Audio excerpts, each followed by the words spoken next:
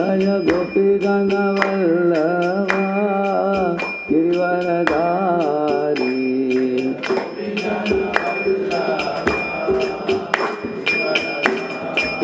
यशोदनंदन व्रज जन रंजन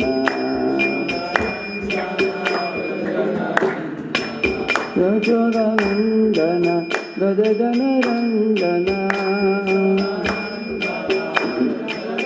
रावणती रावणकारी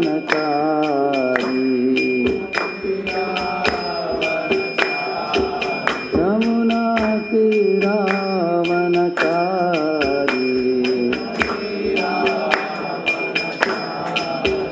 जय राधा माधवा सुंदर हारी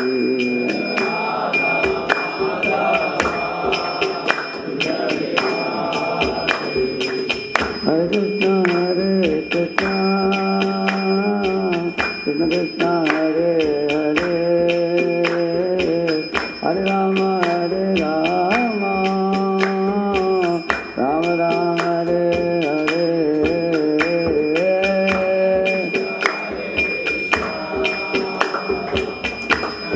Rama, Hare Rama. Hare Ram, Hare Rama, Ram Rama, Hare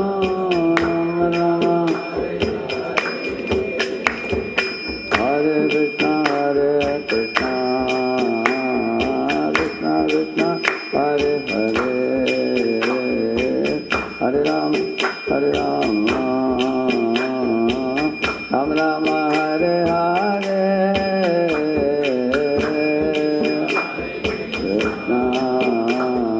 Krishna Krishna, Hare Hare, Hare Ram, Hare Ram, Ram Ram, Hare Hare. Hare Krishna, Krishna Krishna, Hare Hare, Hare Ram, Hare Ram, Ram Ram, Hare Hare.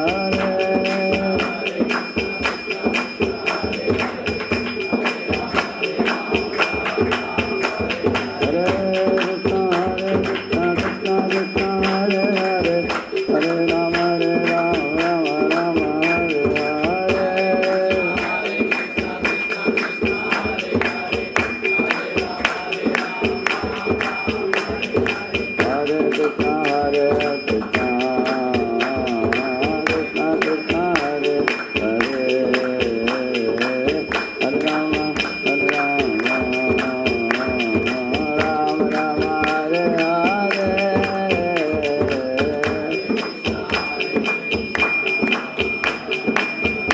Krishna, Hare Hare,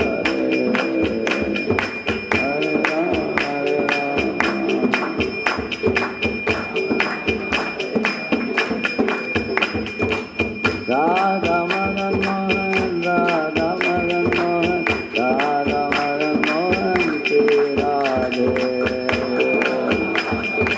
Radha Madan Mohan, Radha Madan Mohan Ki Nitai Gauranga Jaya, Nitai Gauranga, Nitai Gauranga Jaya, Nitai Gauranga.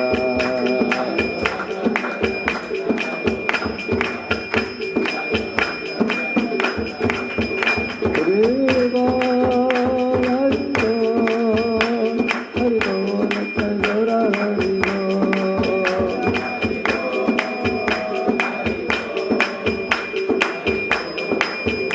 Jaya Prabhupada, Jaya Prabhupada, Prabhupada, Srila Prabhupada.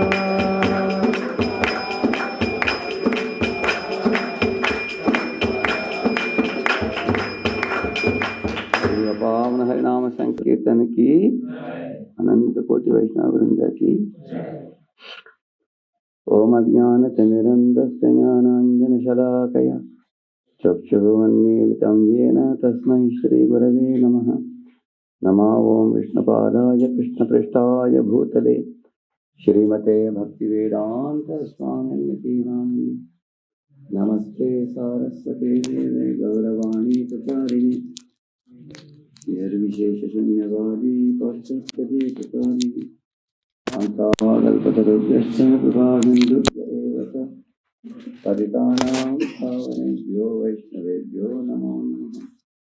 जय श्री कृष्ण चैतन्य प्रभु नित्यानंद श्री अद्वैत गदाधर श्रीवासादि गौरभक्तवृंद। हरे कृष्णा कृष्णा कृष्णा हरे हरे, हरे Ram Ram Ram Hare Hare. Recently in Pune, I was conducting a course called as Art of Counseling. We have a very big community in Pune, about 6,000 congregation members. So we recently selected some 80 of the leaders in Pune and gave them a training program for 15 sessions each, like 3 hours session. They wrote exams and everything, and interview was to be done. So the Viva was interview I personally conducted. So I called one couple, they would come, I would ask them many questions. So one such couple who came, their story was very extraordinary for me, because that person told me that he was born in a slum. You know Joppadipatti slum? He was born in a slum where people were having thatched houses, and there was gutter water flowing, and dogs would be barking, unclean lifestyle. It is not a permanent property, you all know. Slums means it's all encroached property, correct, no? That's where he was born. And there were like 100, 200 people living in that area. He also was born as a small boy. And he went to school, probably up to, 5th or 6th or 7th standard he went. And then afterwards, they don't have any money much, correct, no? He has to work and do some work and bring some money, and buy some daily wages or something like that. So one day, the small boy, he saw the Harinam Sankirtan going on the road. So somehow he was very inspired. So he went, and the Harinam devotees gave him some prasadam, and he got one small Prabhupada's book also. He took it back. And then he found out that the Harinam, where does it come from? So he found out the temple, and he started coming to temple. So he was the only one person from the slum, nobody else would come. People were all into drinking, smoking, tobacco, and wearing unclean dress and unclean conditions they were living in. But when this fellow started coming to temple, he became very charmed by the beauty of the deities and the Harinam Sankirtan in the temple, and also devotees association. Then he accepted one devotee as a mentor, and he started inviting him for the weekly program, started coming. So then he started becoming very clean. He would never wear a dress for the second time. He would only wear washed clothes. He would wear tilak, he would wear kantimala, and he was having japa beads. And in the entire slum, people are wondering, hey, this person has become quite modified in behavior. Then he got married, and he has now 2 daughters and 1 son also. Now, as he grew up in 2, 3, 4 years of coming to the temple, eventually he met some people, and then he started a pandal business. So he connected with the pandal and worked in the pandal business for 2, 3 years and learned something. And then he himself started his own business. Now, monthly he is making something like 3 lakhs, 4 lakhs. Monthly he is making so much money. And now he is staying in the vicinity of the temple, just at a stone's throw from the temple. There is a Gagan Unnati, 3 big tall buildings. There one house is 1 CR rent, of course. The one house is like 2 CR cost. Cost of the house is 2 CR, 2 or 2.5 CR like that. So his mother, father, and his wife and 3 children, and they're all living there. So he said that, Prabhu, after I came to Hare Krishna, my lifestyle, the first thing that happened is I gave up all bad habits. Drinking, smoking, drugs, tobacco, everything I gave up. And a lot of money was saved. And second thing he said, I started attending the classes and I became very wise and learned. Knowledge got awakened. I started chanting Hare Krishna. Chanting made my life more and more purer and purer. And he said that I became more responsible to my parents and my family and everybody.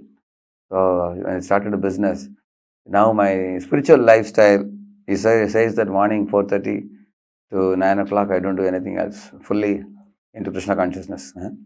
Doing my morning program and japa and reading Bhagavatam and everything. And he goes for his business at 10 o'clock and 2 o'clock is over. 10 to 4 hours only he works every day. That too, he has to go and supervise his pandal business. Wherever they are putting pandal, he has to go and see. He has got to go down for stacking things and things like that. He has got about some 8-10 people working with him. So in this way, he was he has been a businessman, very coolly doing business.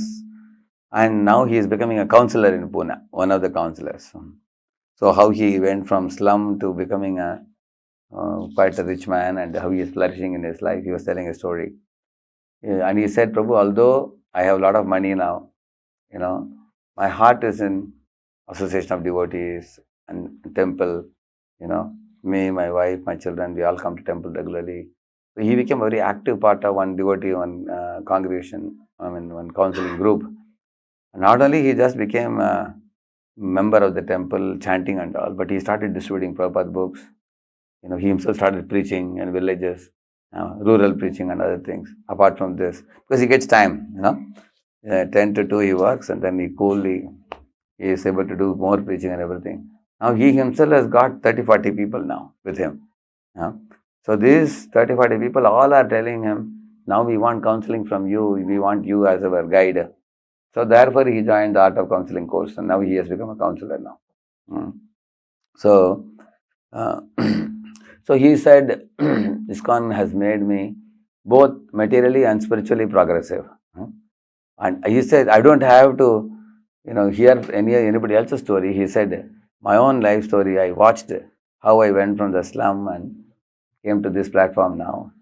So I can't believe my eyes. In this one life, I have made so much progress, he was telling. And many other people in the slum, they're continuing to smoke, drink, and they are living the same way. He has come out of the slum now. He is living in a very good situation now. So you will find that when one comes to the path of devotional service, two very important things. One is the chanting of the holy name cleanses the mind. And also the knowledge you receive from Bhagavad Gita, Srimad Bhagavatam, this knowledge enlightens you and elevates you and gives you a very refined lifestyle, very spiritually refined lifestyle. Srila Prabhupada also, when he left for America, he was so poor, he didn't have enough money to buy a flight ticket. So he went to Sumati Maharaj and asked for a ticket in a cargo ship. Cargo ship means it's not a ship for human beings to travel. It's a ship for luggage. Cargo ship means it's for cargo to be transported. But Prabhupada said, what can I do? I don't have any money. If I can get a free ticket to... So you can imagine Prabhupada is traveling along with luggage. It's just like goods train. It's like that only. Goods train, is it transporting any people? It's only for goods. So the cargo ships are like that. It's a rough ship. Just to dump the cargo. And maybe captain will be there, maybe 2-3 people will be there. So Prabhupada was also in those 2-3 people, that's all. Who were with the captain. That is our ship he got from Sumati Maharaj. He got a ticket. So in the Jaladuta. So when he went to America, he took only how much rupees with him? 40 rupees. And in America, he didn't spend that 40. He went with no manpower, no money. He went to New York and then he was walking on the road. He didn't know where to turn, to go left or right because there was no acquaintance there. It's a foreign land. He's teaching he wanted to teach Bhagavad Gita. And people are speeding up in cars and vehicles back and forth, planes are flying. Prabhupada thought, how will I make these people sit down and hear? Who will listen to me? This place is foreign land. I don't know the language much. So, 1 or 2 acquaintances he had, like our Dr. Mishra, who was having a studio, and also one Sally Agarwal. They were agreeing to accommodate Prabhupada for 3 months or something like that. Period. So Prabhupada thought that can be a springboard for me to go from there to another place. So few months he stayed there. And then Dr. Mishra's studio he used to go. And Dr. Mishra was a Mayavadi or impersonalist. He didn't like Prabhupada. He told Prabhupada, you cannot give classes here to my students. So Prabhupada was wondering, where can I go? The first 1 year, Prabhupada really slogged hard. And after 1 year of staying there and not much progress, he thought that I have very valuable message, but there is no one to listen here. Very helplessly, he went to the park. And then he sat under a tree and he started chanting Hare Krishna. And then the boys and girls came and they brought their instruments. And that's how the movement began. Then when he returned to his room, some boys and girls came with him. And then they liked his music, they liked his class, they liked his prasadam that he cooked. Prabhupada said, I am beginning the movement with no manpower or no money power. Practically he was empty. But then in a few years of propagating Krishna consciousness, in Prabhupada 1972, he returned to India. Lal Bahadur Shastri welcomed him. He brought some American disciples so that they can preach in India. Prabhupada called them as white elephants. So Prabhupada went with 40 rupees but brought back 40 crores. And he built Juhu temple, he built Vrindavan temple, he built Mayapur temple. Some foolish people ask, is ISKCON sending money to America? ISKCON is not sending money to America. America is sending money to ISKCON in India. Because the temple we are building in Mayapur, it is 500 crores, out of which 350 crores are coming from America, given by our Ambarish Prabhu, who is also one of the Prabhupada disciples. He is Henry Ford's grandson. You will see that. So you will see. So in this way, and when he came to India to go from Delhi to Chippiwada, there Prabhupada spent this 40 rupees, what he took from here, which means he didn't spend anything there. He simply went with the holy name. So one Mr. Mota, businessman, he came to meet Prabhupada and said, Swamiji, I have never seen a businessman as successful as you. Is there any businessman who goes with 40 rupees to America and brings back the 40 rupees plus 40 crore more? So what is your secret? And Prabhupada said, if you like my secret, why don't you join me? You also join me in Hare Krishna. He said, no, Swamiji, I just want your idea. He said. So many people wondered Prabhupada's miracle, how he, one of the 1,000 names of Vishnu is called Lokanam Kirti Vardhanam. It is said. This is told by Bhishma Pitama. He said, Jagat Prabhum Deva Devam Anantam Purushottamam Stuvannama Sahasrena Purushas Satatotitaha Tameva Charchayan Nityam Bhaktya Purusham Abhyayam Dhyayan Stuvan Namastyam Sejamanastamevacha Anadinidhanam Vishnum Sarvaloka Maheshwaram. And then this it goes on. One of the lines it says, Lokanam Kirti Vardhanam. Lokanatam Mahatbhutam Sarvadukadiko Bhavet. So in this way, he says, Lokanam Kirti Vardhanam means the Lord increases the glories of his devotees. He says. So, Srila Prabhupada thought he is very insignificant and he is an old man with no manpower, no money power, but he made an effort to make Krishna famous in the Western world. And Krishna made Prabhupada famous all over the world. Correct? No? Prabhupada is making an effort to make Krishna famous, and Krishna is making Prabhupada famous. Same with this other devotee I told you, who was in the slum. He faithfully practiced Krishna consciousness. And then materially, spiritually, he flourished in his life. Over a period of time, how he grew up. He said, I can't believe my eyes. All my relatives and others are like stunned. They are stunned and dumbfounded. How I grew up in my... of course, some of the friends are seeing the material side of this person. That he was in the slum, now he is living in a big costly house. 3 crores, 2.5, 3 crore house. Earlier he was an uneducated person, now he has a big business now. He's booming now. They are saying that. And others are saying, oh, he has become a Bhaktiman. He has become a very serious practitioner of Bhakti and is attracting several dozens of people to Krishna consciousness. So some people are appreciating his good character and devotion. But in any case, my point is, 2 examples I told you, one from the slum and one from like Prabhupada going with practically empty hands. How Krishna can do work magic in someone's life. And If Krishna wants to make a beggar into a billionaire, he can make, correct, no? And if Krishna wants to make a billionaire into beggar, that also he can do, correct, no? You can see that. Like, there was one king who was very unhappy. So he asked many people, how I can become happy? I have so much, I'm not happy, what to do? They said, you have to get someone, who is very happy man, and you take his kurta, shirt, and you wear it. Then you will become happy. So the ministers went to search after a man. At last they found one man under a tree chanting Hare Krishna very peacefully. And he was always smiling happily, very cheerful person. So they asked this man, can you please give your shirt, our king wants it. And the man said, I have no shirt. I only wear a loin cloth. I just wear a simple gamsha like Goswamis, and I'm just chanting Hare Krishna. Nevertheless, they told him, still you can come to the palace. They took him to the palace. And there the king gave him a seat to sit and said, sir, you seem to be so happy and cheerful. I want to ask you some questions, he said. My first question is, can you tell me where is God? He asked.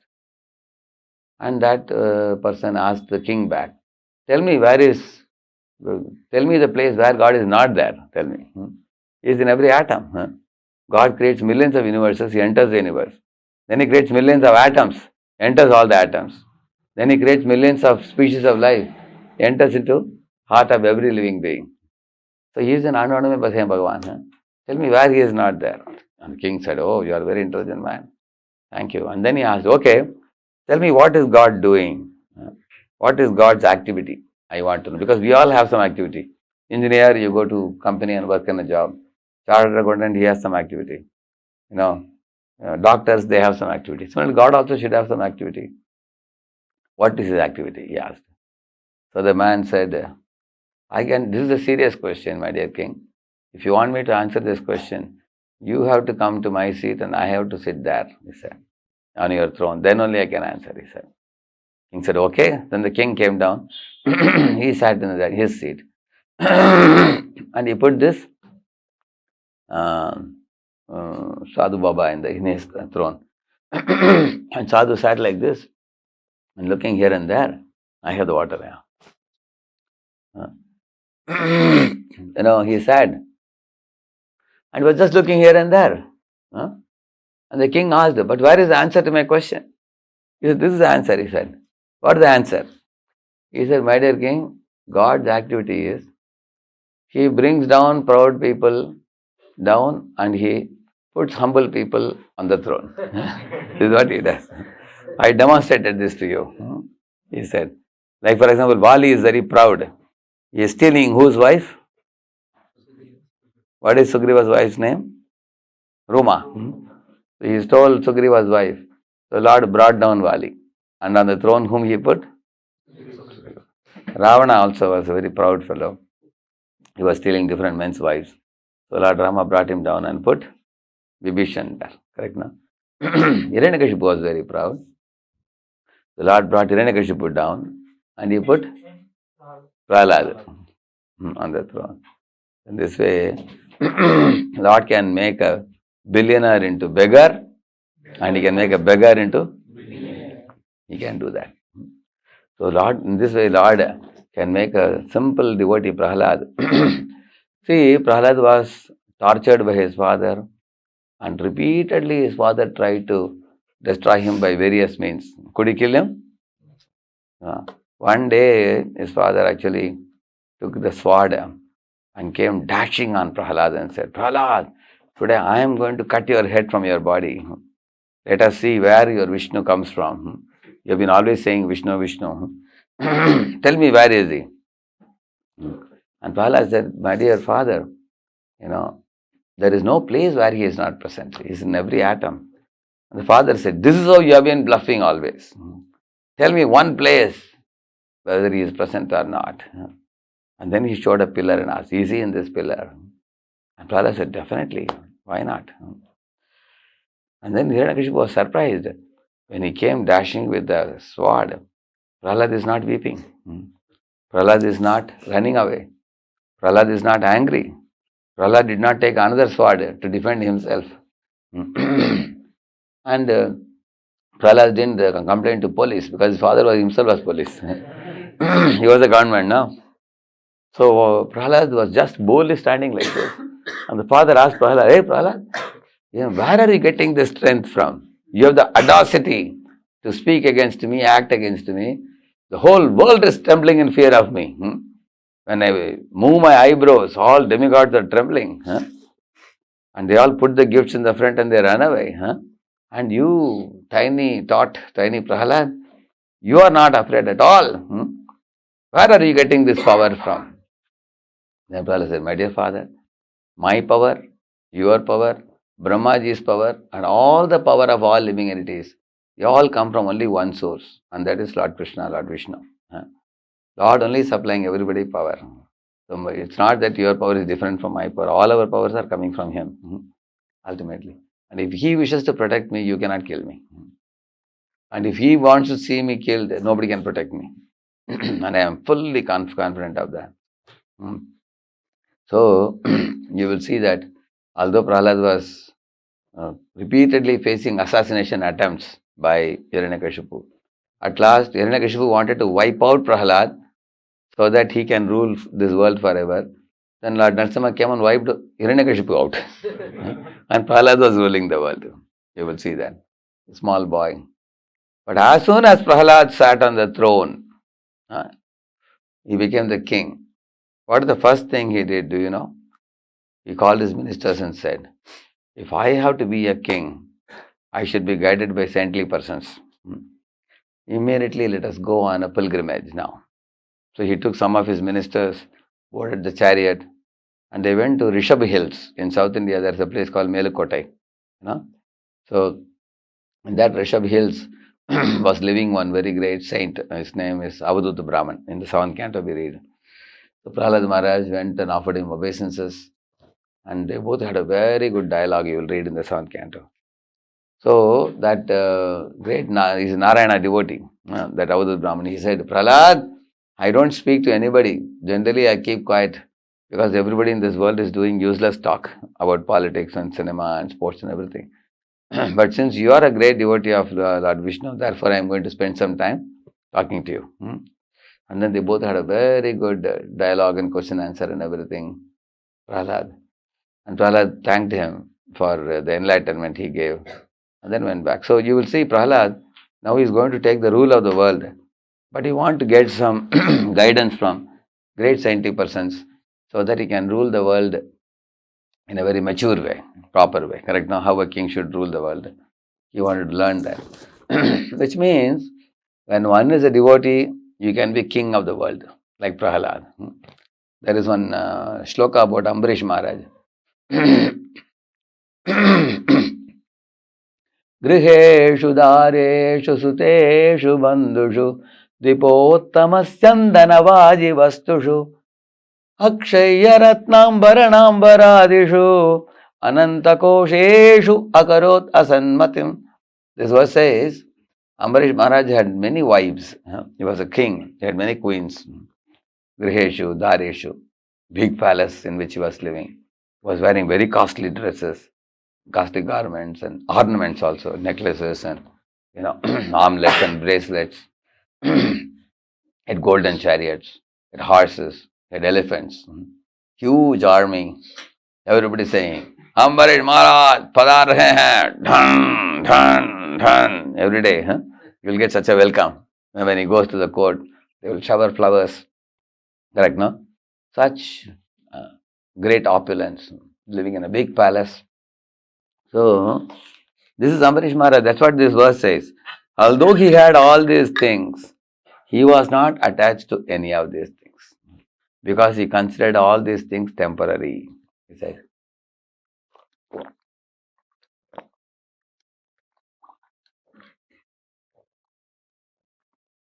He thought that,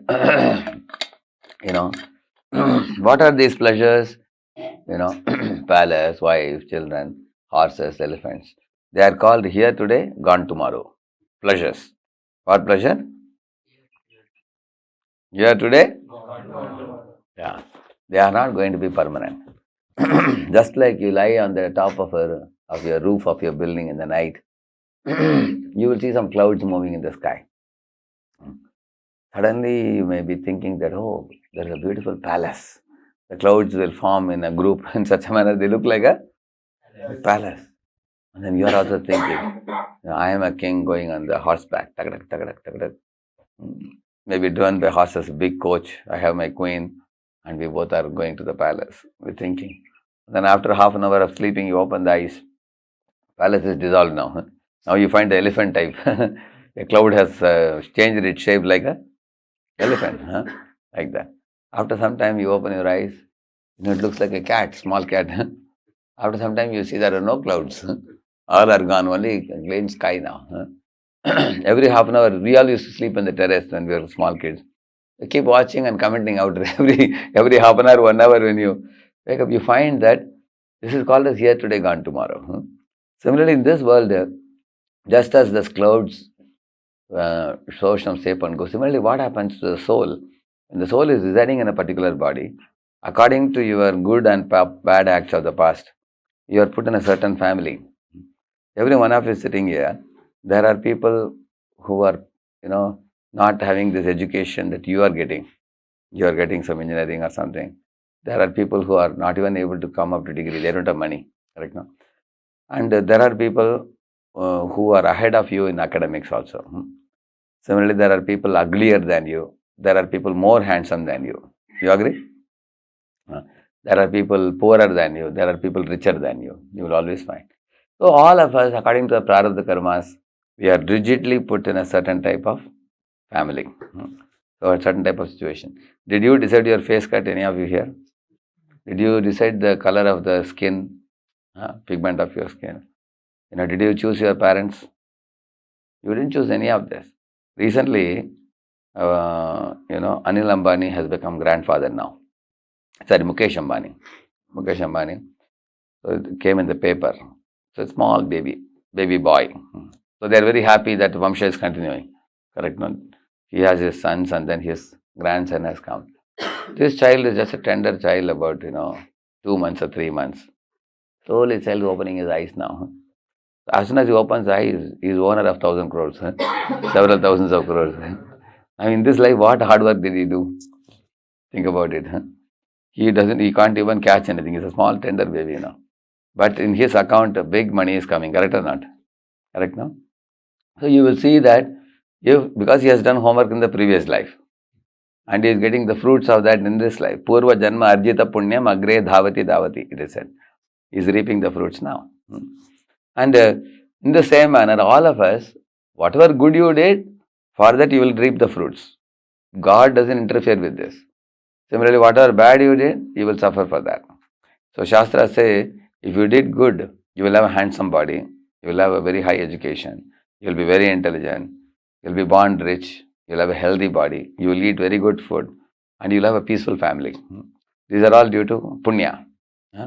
Similarly, if you did pap, you will have an ugly face, you will be born in a poor family, you will have an unhealthy body, you will have quarrel and problems at home, you will have legal implications, you will have a diseased body with many complications. So, in this way, this is pap, this is punya, and there may be a combination also. Correct? Now, part of this also. So, these are all coming from the previous life, and this is awarded.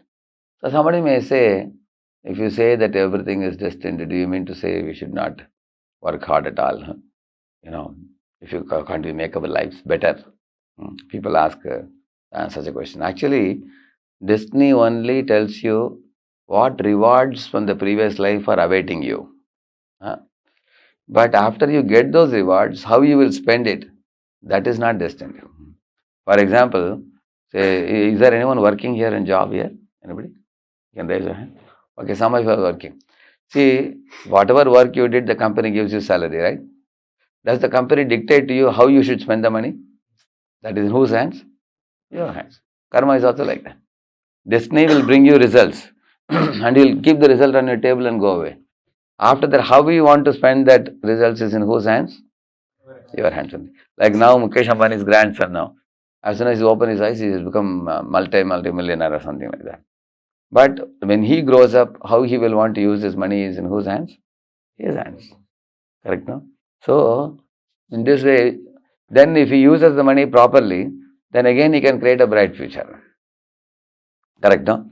Or if he misuses the money, then one creates a bad future. Like Nalakur Manigrave, you all know the story? So they rightly used or they misused? Misused. Correct, no? So therefore they became trees. Correct, no? They misused. On the other hand, people like Ambarish Maharaj, they are rightly using their freedom. Then they have a very bright future. Therefore, why do we study Shastra? To know the right use of the human body. To know the right use of the God-gifted resources, what we have. We have to know that. So, Prabhupada says in Ahmedabad, there was one PhD doctorate man. He finished his doctorate in chemistry. He tried in many colleges, companies. Nobody gave him job. Everybody said you are overqualified for a job. Neither can you pay you a very hefty salary, nor are we confident that you will stick to us.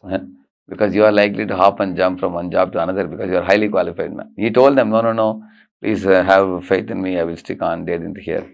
So after trying for 1 or 2 years, no job, he started a soap company. And he made soap and goes in his bicycle and delivers soaps in shops. Can you imagine? And he's earning some money for his livelihood. So Prabhupada is quoting this example. I saw that. On the other hand, he talks about one Mr. Modi. He had 50,000 employees under him. And Mr. Modi doesn't know how to sign also. He's Anguta job. He puts this much he knows. He doesn't even know how to sign. So he's an uneducated, illiterate man. And he's having how many people with him? 20,000 people. Because the destiny has awarded him that kind of facility. On the other hand, a PhD man, he doesn't have any job. He is doing little business of his own. So, which means purpose is everybody has their, destiny, and you cannot appreciably change it. For example, a pig eats stool. You all know that. But if you try to feed halwa to a pig, it will smell it. And say, I don't want this. It will go away. Correct, no? Can you improve the quality of eating of a pig? You cannot. He is destined to eat stool in this life. So he eats that only. And a human being can eat halwa, isn't it? In the same manner, amongst human beings also, there are people who eat very dirty things. Correct, no? For example, some human beings eat refined prasadam. If you see the kind of, like one father of a brahmachari was telling, when he went to a temple, he saw the brahmachari is eating hot chapatis and hot breakfast. In night also hot prasadam, all garama garam, smoky, hot and fragrant. Brahmachari was eating. And the father was laughing and laughing. I asked, why are you laughing? He said, see, I have 2 sons. One son is in America, one son is here in India. This fellow became brahmachari. And that fellow is, earning millions of dollars. He's in a very big IT firm. He's an entrepreneur now. He has his own company now and he's making a lot of money. But he said there, his wife only cooks on Sunday. Sunday only she cooks. Other days they take it out from the fridge and then they heat it in a microwave, correct, no? And she serves him. That fellow is eating that type of food and this fellow is eating 3 times hot and fresh food. And he said the paradox is what? He has millions of dollars but he doesn't get good food. This fellow doesn't earn a single penny but he's eating very nicely. That is the paradox, he said. That's how the destiny is like that. You will see that. So the point is what? You will see whatever you are destined, you will get. Nobody can, interfere with it. That doesn't mean you have to become lazy. Okay, I'm sitting now. Okay, my destiny will bring. No.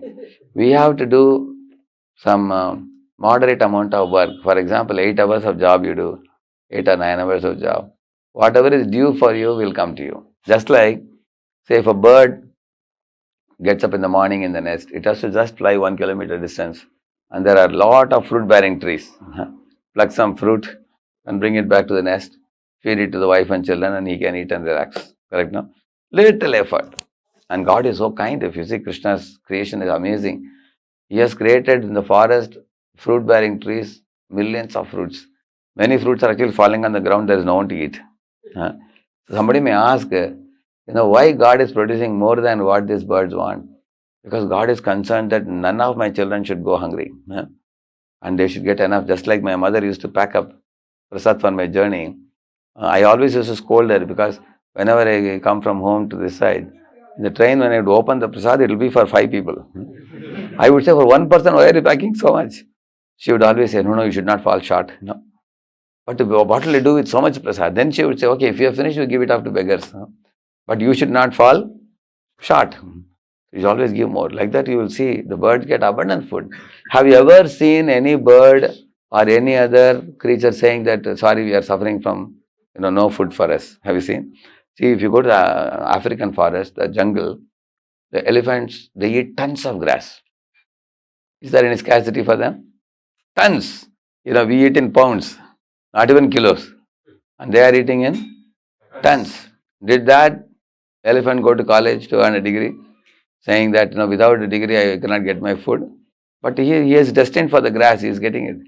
Birds also never went to school. They get their food. Everybody gets their food. That means the arranger of the food is ultimately Krishna. He says, Aham bija pradaha pita. I am the pita. And just as any father, like your father is arranging for your monthly expenditure and all, correct now for all of you? The father sends you. Like that, this all-loving Supreme Father of all living entities, he is sending everything. Ultimately, he is the maintainer. That's what Prabhupada says. The salary you earn is not your maintenance, Prabhupada says. Whatever you are maintained by is ultimately Krishna. If he gives you sanction, then only you get your food. Then only you get your accommodation. Then only you get everything you have in life. He is the awarder of everyone's destiny. So, we have to do our part of work. Surely, that 8 hours, 9 hours of work. Then somebody may ask, why are you guys satisfied with 8 or 9 hours of work? Why don't you work harder? Why don't you work 12 hours? Why don't you work 16 hours? Because there are people working like that, correct, no? There are people working very hard. So then you can ask them a question. Okay, you work harder and harder. You want to make more and more money. People say, if you're just sitting and chanting, what will you gain in life? Go out and do something. Something big karo. Do something very big and shake the world and do something. Okay. You ask them, what do you ultimately want to do in life? Because if you see, a person has a cycle, he wants a bike. A person with a bike wants a car. A person has a Maruti car, he wants a bigger car. Correct, no? Or some other bigger car. Somebody has a bigger car, he wants a chartered plane. Similarly, people in village want to come to town. People in town want to come to city. People in city want to go to cosmopolitan cities, bigger cities, to go to IT companies and make a lot of money. And people in cosmopolitan cities want to go to America. People in America want to go to another planet. So, this is what they call as economic progress, correct now? Everybody, always people are aspiring for more and more. Is there any limit for that? Like for example, we see that most people who work hard, I know of people who work 15, 16 hours a day. They worked hard, they made a lot of money, they went very big in business, they expanded their branches. When they went home, they saw wife has divorced them and gone away. Because they didn't give any time for wife and children. And doctor told them that you are very close to a heart attack because you have overworked. Your blood pressure has increased, cholesterol has increased, your obesity has increased. You eat junk food, fast food. And now you can see he is making money at the cost of his own health and at the cost of his family relationships. So family is broken and health is shattered. The only satisfaction, I have money in my pocket. But then you will leave the money and go. In Bhagavatam, an example is given. When the honey bee accumulates honey in a honeycomb, day by day, month by month, year by year, it accumulates a lot of honey, correct, no? One day, the farmer comes with a fire torch and drives away all the honeybees, then takes the honeycomb and goes away, correct, no? In the same manner, you will see, either money leaves you or you leave money. At the time of death, what happens? We leave money. Correct now. Or even when you are alive, when you have a lot of money, sometimes money can leave us. How? Like one of the boys, he went to Durban, South Africa. He was working in Durban. So one day late at night, 11 o'clock, he was sitting near the window in his bed and working on the laptop. Suddenly, 2 hands with gloves, they came through the window inside, one with a gun. Another hand is doing like this. That means give your my laptop that you're using. And he looked at who is this person. And the person's head is covered with a mask. Only 2 holes are there for his eyes to see. He's seeing like, you don't know who he is. Some stranger, and he's doing like this. So imagine if somebody doing like this, will you give the laptop or not? How many of you will give the laptop away? Okay. How many of you will not give? You will catch his hands or catch the gun or something you will do. Anybody will try? It's risky. Correct, no? Because if you try to attack him back or something, he shoots you. Then we will die. So most people will think better to give away the laptop. Of course, he gave the laptop. That fellow pulled his hands out and went away. He didn't do anything. So he was selling this laptop. He purchased a very costly laptop. It was. After 3-4 years of saving money, he purchased, and that was stolen away. That's why it is said, either money leaves you or you will leave money. It is said at the time of death. Whatever you accumulate. And the accumulated money you don't enjoy after the death. Someone Yogaksham Mahamyam, they put this fellow's, what is his name? Our LIC, life insurance. Yogaksham Mahamyam, correct now? So are they protecting you? Are they helping you to use your money for yourself? You don't enjoy. Somebody else enjoys. Agreed? Correct now? Whereas Krishna, when he says Yogaksham Mahamyam, he is telling about you. He benefits you. These people are saying will benefit you, they are not benefiting you. You are gone already. Somebody else is benefiting. You see, think about that. So therefore Bhagavatam says that think wisely whether this path of hard work for money making without any meaning of life, purpose of life, goal of life, simply for the sake of living, for the sake of making money. And then when are you going to enjoy that money? Because people work till the last breath. You have seen that? There is no retirement nowadays. Even when people are 70, 75, 80, people are super busy. They have no time at all. I met one gentleman in the plane sitting next to me. I gave my card to him, invited him to NVCC temple. He said, Swamiji, what are you talking? Where is time to go to temple? He said, my daughter is in Germany, son is in Australia, another son is in Canada, one another son is in America. I am just flying here and there. I am a big businessman. In India alone, we have 2 dozen branches of our business. समय किधर है? श्वास लेने के लिए time नहीं है हमारे पास. I have no time. I'm super busy. I asked him, sir, what's your age? He was wearing coat, suit, boot, tie, everything. He was 75. So he was super busy. I told him, see, sir, your sons are all grown up. They are taking responsibility. You should give some time for spiritual life. He said, where is time? And then he said, आप लोग बाबा लोग हैं, you have all day. आप हमारे लिए आप ही भजन करो. For us, you only do bhajan, you only read Gita. हमको भी पुण्य मिलेगा. Take our name in front of God. This is my name, he said. You take my name and for me also you pray. क्योंकि आप लोगों के पास पूरा time है. You can do that, he said. I said, okay. Whenever you get time, you can come. And then I went. Within a couple of days, I got a call from the same person because I had given him my card. He said, Radheshyamji, are you here? He said, I said, yes. तुरंत आ जाइए. I am admitted in a hospital. He said, क्या हो गया? He said, I got a massive heart attack. He said, I am in ICU now. Doctor लोग बोल रहे हैं, they are not very sure. In one or 2 days, they will know whether they can save me or I will pass away. So they are saying you are very close to death. That's why that place called ICU. ICU means Yamadutas are coming and saying, I see you. They are coming and watching already hovering in the air now. He said, and my sons are all crying. They are shy to tell me, but I think I may not survive. Immediately you come, he called me. Then I told him, but you said you have no time. He said, what, no time? Now I have all my time now. You come, now this is the time I have to hear all these things. So, now how the situation changed, you see. That is why this world is created in such a way that anytime death can come and strike anybody.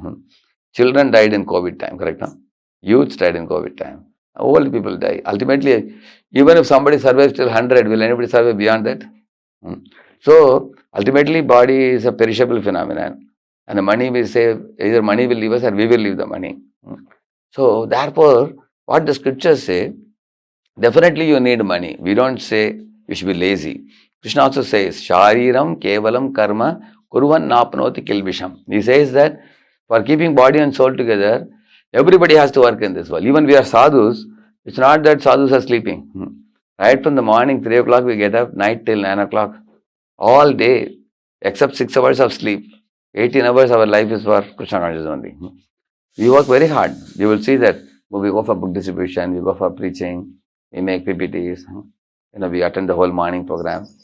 So in ISKCON, you will never find sadhus relaxing or sleeping. We have lined up programs one after another, very busy. So many activities. In kitchen, in temple also, the deity form of the Lord, they make dresses for him, and they make very beautiful jewelry ornaments. They also worship 6 offerings a day. And there are many communities. Our communities expand in different parts of the city. We send devotees here. That's a very, very busy life it is. But busy for what? Busy, this is called as Krishna Arthe Akila Cheshta. Krishna Arthe means for Krishna's purpose. Akhila means all. Cheshta means endeavor. Krishna Arthe Akila Cheshta means all our endeavors are only for the pleasure of Krishna. So we are putting all our activities in Krishna's account. So here comes a very interesting point for you. There is a Punya account, there is a Papa account, there is Krishna's account. Where do you want to invest? Most common people who are born in good families, they want to put in Punya account, correct now? Because they think if you do Punya, you will get bright future. You will get a handsome body, you will get good birth, rich birth and all those things, correct now? But Punya also has a countdown. 5, 4, 3, 2, 1, 0. Then Punya will get exhausted. Papa also gets exhausted. -3, -2, -1, 0. That is also over. Both are material accounts. Punya account is also material. Papa account is also material. But Krishna account is permanent. It is spiritual. So those people who invest time and energy in Krishna's account, that like Ambarish Maharaj now, he may be king of the world. So how did he rule? You want to know? Morning, when Ambarish should get up after taking bath and go, worshipping the Lord in the temple and cleaning the floor, he would do arati for the Lord, everything he would hear Srimad Bhagavatam, then he would come to the court. Then there will be, dozens of ministers sitting in the seats, and Ambarish would just sit in his simhasana. And one by one they will stand up and give a report about their projects. Sir, I am water department. Sir, I am education department. And I am agriculture department. One by one they would stand up and say, my dear king, this much has happened in this department, and in coming 6 months we are planning to do these things. Planning. And Ambarish will say, Sabash, wonderful, continue. He would just encourage them. And he has a meeting half an hour, 1 hour with all the people. And he sets them all rolling. Yes, go ahead. And then he will go to the temple. Spend more time with saintly people. So he was a very cool king. He could run the management of the whole world effortlessly because everybody loved him, respected him, honored him. He was a pure devotee of the Lord. He had such a high character, because of which everything was a cakewalk for him. He could do very easily. See, when people trust you, people are affectionate to you, and people will obey you, it's very easy to run the show, correct, no? When the management becomes increased, when people, you are telling him, go to north, he goes to south. Correct, no? Or you do this work, he doesn't do it, correct, no? Then the management is increased. But when one is a devotee of the Lord, he has integrity. So he was highly respected. So he could do the things very easily, effortlessly. He could do it like that. So it's not that Ambarish is dropping everything and going to forest, becoming a mendicant or something like that. He is ruling the whole world there. But effortlessly, because when one becomes Krishna conscious, just like Bhaktivinoda Thakur, when he was a High Court magistrate, I heard that British people were like stunned seeing his pace and the speed, because he would handle 45 cases in a day. Whereas prior to him, the other magistrates could handle only 4 to 5 cases a day. See the difference. Where is 4 to 5, where is 45? So how he could handle so many, they observed that morning 10 to 1 he will be there in the court. Then again 2 to 5. How many hours? 6 hours. These 6 hours he handled 45 cases every day. Can you imagine? So what Bhaktivinoda Thakur would do, he would tell all the fellows that I don't want you to speak in the court. You give me everything in writing, and I will read it, and you don't speak. I will ask you questions. You only have to answer what I am asking. So they would give a big write-up, 40 pages, 30 pages. So he would read it in advance and come. And when he is reading, he can know, in this particular place, this fellow appears to be cheating. So he would red mark, he would keep those things. So when he goes to the court, he will ask only 1 or 2 questions. There he will get caught, that fellow. And the case is over. Okay, next case. That's what he would take. So very intelligent, very sharp. Because, those are like bottlenecks in the court case. He could exactly catch those bottlenecks and he could bring out the truth. He could handle it very easily, effortlessly. Because those who study Shastra, they have a very high power of discrimination. And they know what is right, what is wrong, what is beneficial, what is harmful, what will do good, what will do bad. They know very well. And he was not just a practitioner, he was a Paramahamsa. Mahabhagavad, pure devotee. So he could handle. At one point of time when he wanted to retire, the British people are not ready to leave him. They said, what is the problem? He said, no, I have to go to Nadia, Godrum way. They said, no problem. You can render your service. We will transfer you from here to there. And he said, no, from my home to go to court, it will take time. They said, we will make a railway line for you. They made a tram route. They made a railway line from his house to the court. Can you imagine? Exclusively for him, for him to be brought. They said, we will save your time. Because they wanted him. They couldn't spare him. So, here is Acharya, one of our Acharyas in our line, Bhaktivinoda Thakur. He was a High Court magistrate. In those days, there were only 3 High Court magistrates in entire India. He was one of those 3. And can you guess? His wife Bhagavati Devi and him, they had 10 children. Can you imagine? 10 children. How many of you feel if you have 10 children at home, you'll be a little busy and you won't get much time? You agree? Correct? No? Not 1 or 2 children, 10. And he wrote 100 books. Can you imagine? With 10 children, all making noise at home, he wrote 100 books. Can you imagine? What an Acharya. So, but if you see his schedule, you will faint. Night he would write the book between 10 to 4. 6 hours he would write. Half an hour he would sleep in the morning. Like 4 to 4:30 he would sleep. Again he would get up. He would take bath, he would chant his rounds. Again half an hour he would sleep. Then before going to court he will sleep 1 hour. So his schedule was totally 2.5 hours only he sleeps in the entire day. And very efficient. Because spiritually very evolved. When you become spiritually advanced, you are eating, you are sleeping, all these things reduces. You can, with very little material fuel, you can be highly functional, highly efficient also. Our Srila Prabhupada also, he would sleep at 9:30, 10 and get up at 12:30. And he could do whole morning, early morning hours, he wrote the Bhagavatam purports, commentaries. You will see that. So in this way, I quoted examples of Bhaktivinoda Thakur, I quoted example of Ambarish Maharaj. It's not that these people, just because they are devotees, they were, insignificant people. They were actually prominent people in society. They were shaking the world. They influenced big British people also. So, at the same time, their strength came from their surrender to Krishna. You will see that. So, therefore, like, if you are only a materialist and you are not taking spiritual shelter, like that's what happens. Sometimes boys talk about, is it wrong to be ambitious? Then what happens? Eventually they don't come for the classes, they become so materially ambitious. You don't see them, they stop chanting, they give up spiritual life and headlong go into material ambitions. When they go only in material ambition, what is the result of that? I will tell you also. So you get into this rat race of money making. You get a lot of money also, you may make also. But something down the line makes you feel you are not satisfied. Something is always missing, you feel like that. One of the reasons for that is, as you go in the corporate ladder up and up, you always compare yourself with others. Like there was one lady, who in her home she was sleeping at night. Suddenly a thief broke out into the house. He broke the window and came in.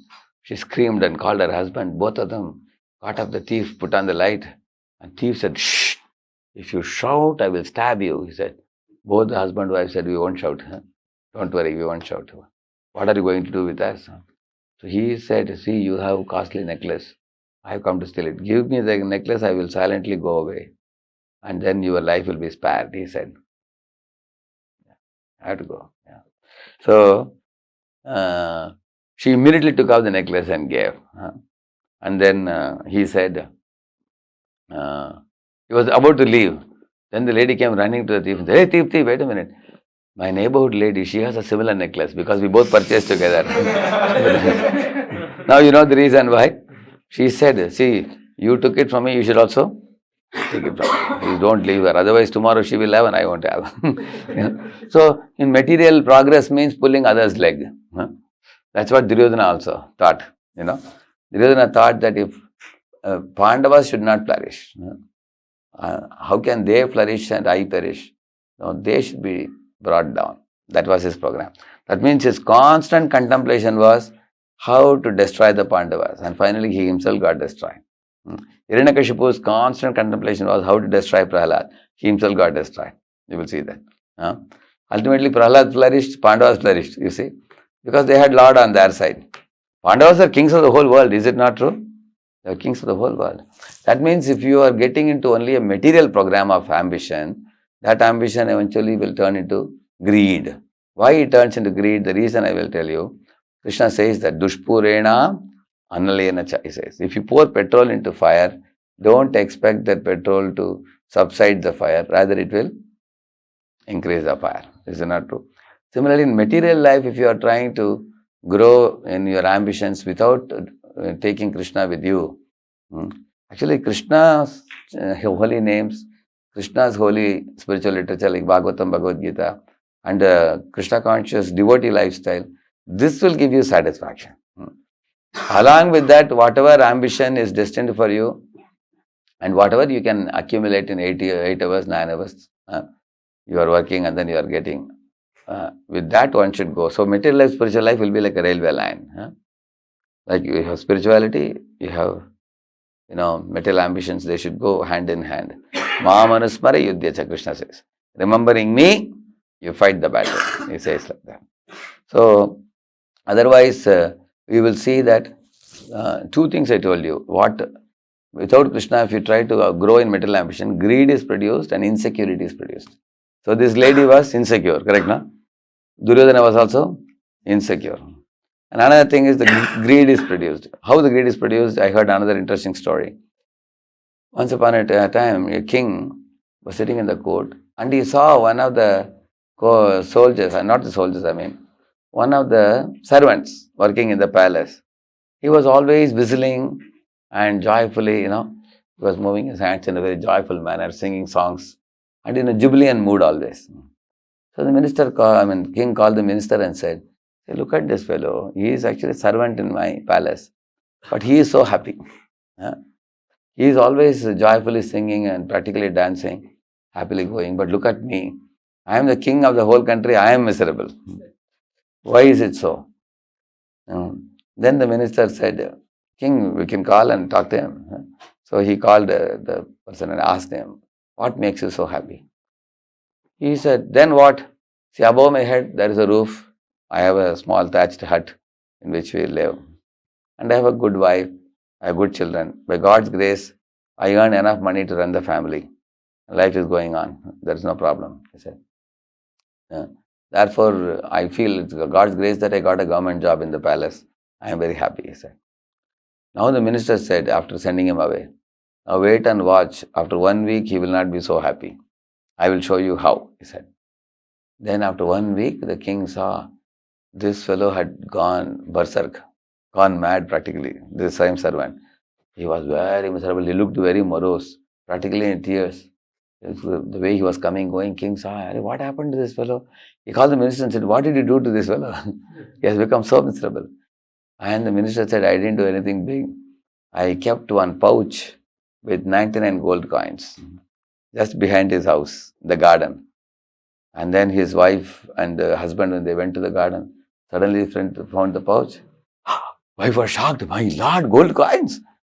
They took it to the house inside. And she put it upside down and then she counted how many was the coin? 99. Again and again she told her husband, hey, count well. One is missing. It should be 100. He repeatedly, they counted, kept 10, 10, 10, they kept, and last one will be 9. Then they went to the garden. They cut all the bushes, plants, trees, everything. Still they couldn't find that one gold coin. The wife was lamenting, what a fool you are, somebody has stolen that one, it seems. And then she said, now somehow or other you have to make it 100. Round number. It should not be 99.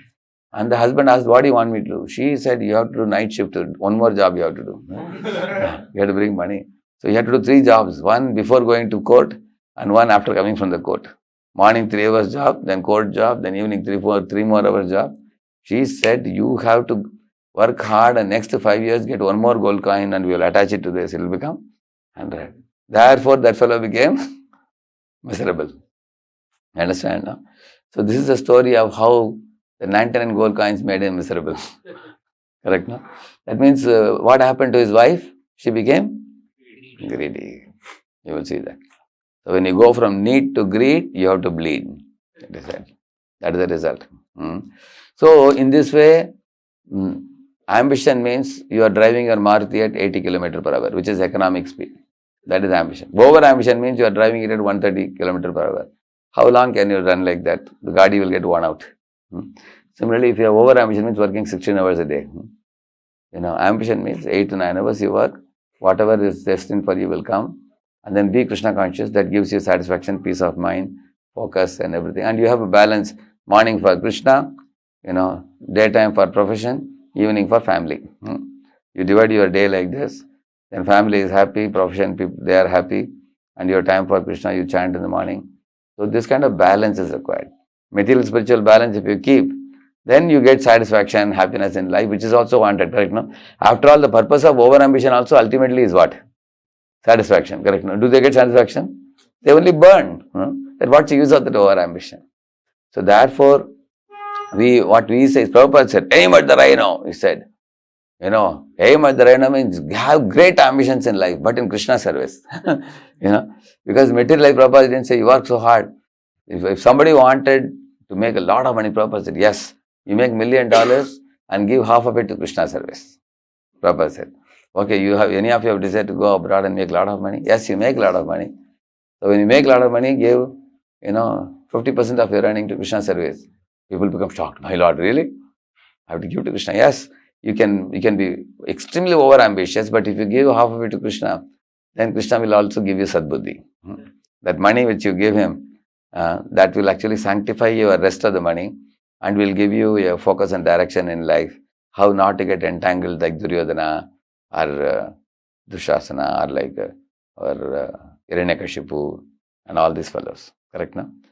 Because the money will be sanctified money. Shubha Labh, you know that? Shubha means Narayana. Labh means Lakshmi.